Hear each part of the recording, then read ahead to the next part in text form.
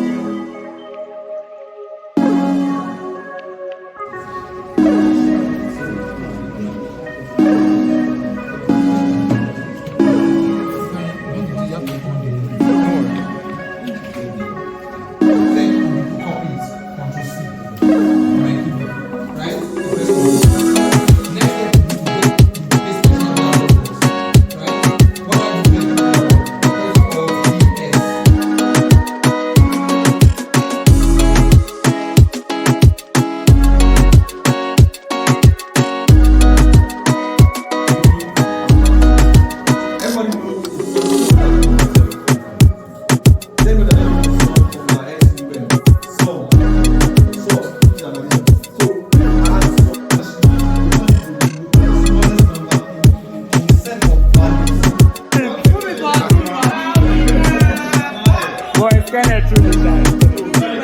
Congratulations, Kenneth.